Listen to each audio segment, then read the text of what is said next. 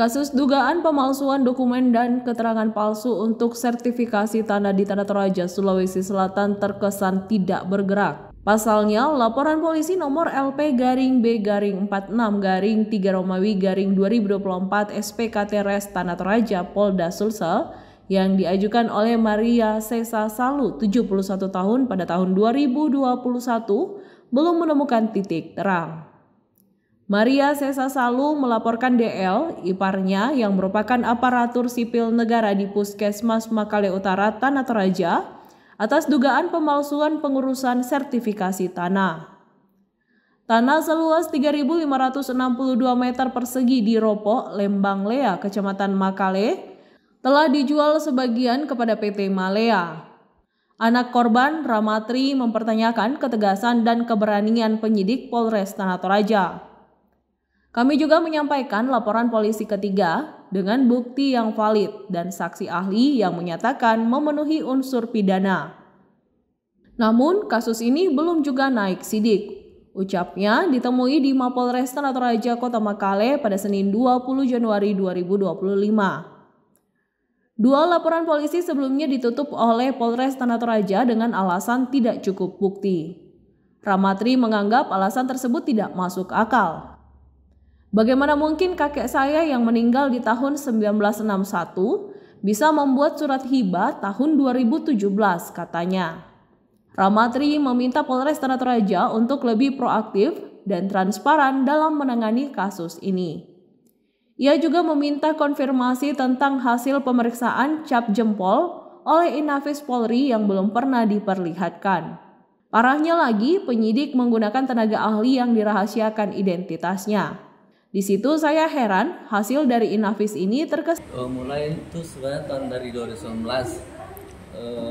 objek itu warkanya dengan 467 dengan 519. Jadi kami melaporkan itu sampai sekarang itu ada 3 LP dan 2 LP kami itu yang pertama dan kedua itu ditutup, diaduakan. Sehingga kami masukkan LP yang ketiga itu pada 28 Maret 2024 soal pemalsuan dokumen. Dia mengapakan tanah atau objek tersebut? Ya, awalnya itu kami tahu setelah ada putusan pengadilan 2021. Jadi kami tahu itu dari putusan pengadilan. Kami pertama itu ada gugatan perdata di pengadilan, dan dalam gugatan itu ada jawaban dari tergugat itu yaitu inisial DL tadi, yang mengatakan bahwa tanah itu atau sertifikat itu diperoleh atas dasar dari keturunan nenek Kamelek atau dari nenek kandung dari saudara DL ini.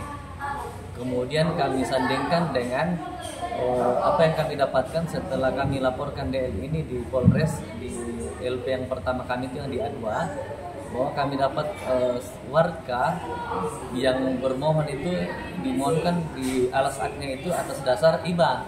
Nah, itu yang kami sandingkan bahwa ternyata DL ini melakukan keterangan yang tidak tidak sesuai dengan apa yang diajukan BPN.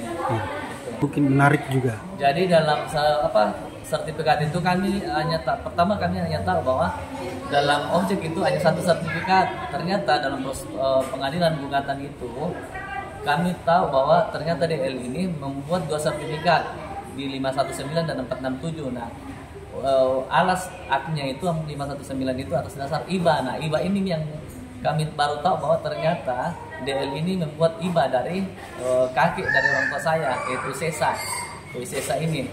Nah, sementara dalam pengakuannya di gugatan atau eksepsi di pengadilan dia katakan bahwa ini nenek kandungnya. Ya. Jadi itu yang tidak sesuai. Ya, kami tadi datang di Polres Makale untuk memberikan keterangan tambahan yang kami pertanyakan selama ini, karena sudah 3 kali gelar menurut dari pihak penyidik, mereka sudah adakan 3 kali gelar, tapi kami tidak pernah dihadirkan dalam gelar perkara itu. Dan terakhir tadi kami tadi diminta keterangan tambahan. Yang kami harapkan dari sini adalah bagaimana ini kasus yang LP kami yang sudah terang benderang alat buktinya supaya dinaikkan jadi sidik. Sidik. Iya, karena dalam keterangannya saksi ahli pun mengatakan bahwa ini sudah memenuhi unsur pidana. Supaya itu ditindaklanjuti secepatnya, supaya kalau bisa naik sidik, supaya ada kepastian hukum bagi kami yang melapor. Siap.